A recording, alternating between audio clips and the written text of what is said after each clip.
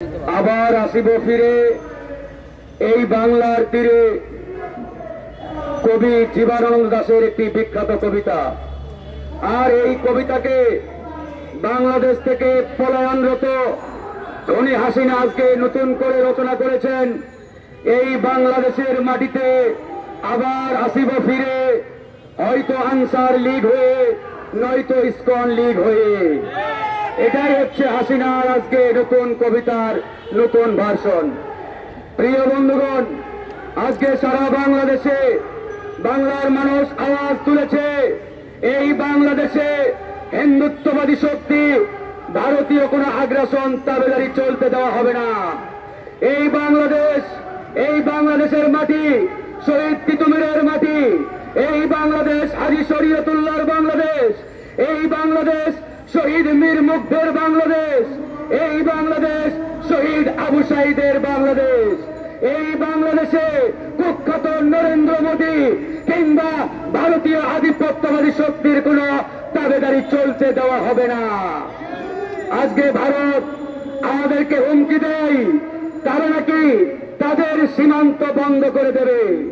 আমরা বলতে চাই, তোমরা তোমাদের সীমান্তে কাটা তার তুলে দিয়ে সেখানে সীসার প্রাচীর ঢেলে দাও। আমরা তোমাদেরকে দেখতে চাই না, আমাদের ঘেন্না লাগে, আমাদের রুচিতে বাঁধে।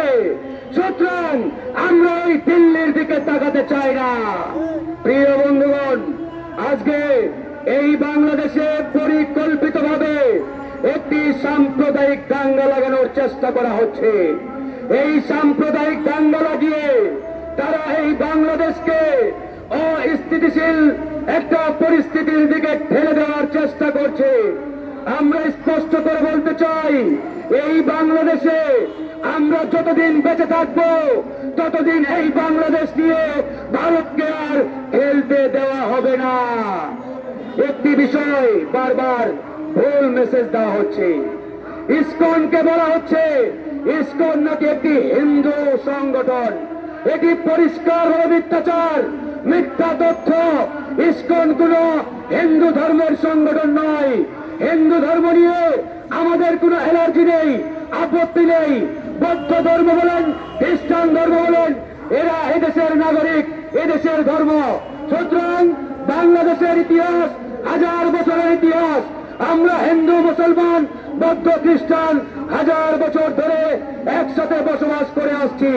কিন্তু আজকে ধর্মকে ব্যবহার করে, ধর্মের ব্যানারকে সামনে রেখে যারা উগ্রবাদী এবং সন্ত্রাসী কার্যক্রম চালাচ্ছে, সেই সন্ত্রাসী সংগঠন ইসকনকে সন্ত্রাসী ছাত্রলীগের মতো অনতি বিলম্বে নিষিদ্ধ করতে হবে।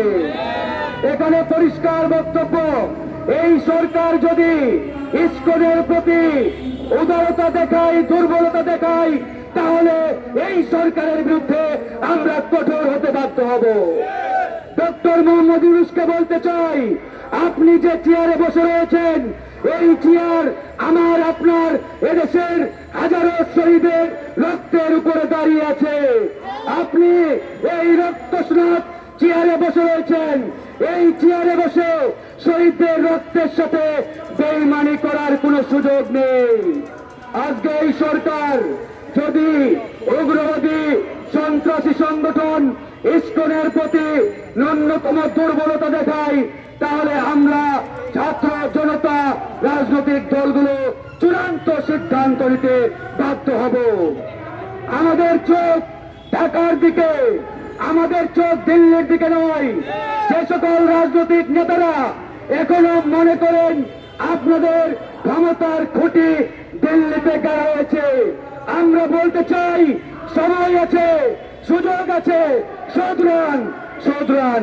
আর যদি না শুধরান, তাহলে আপনাদের পরিণতি খুনি হাসিনার মতো হবে।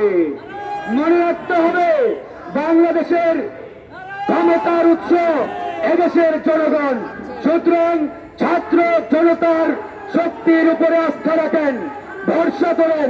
দিল্লির দিকে কিংবা দিল্লিকে নম করা, দিল্লিকে পূজা করার কোনো সুযোগ নেই।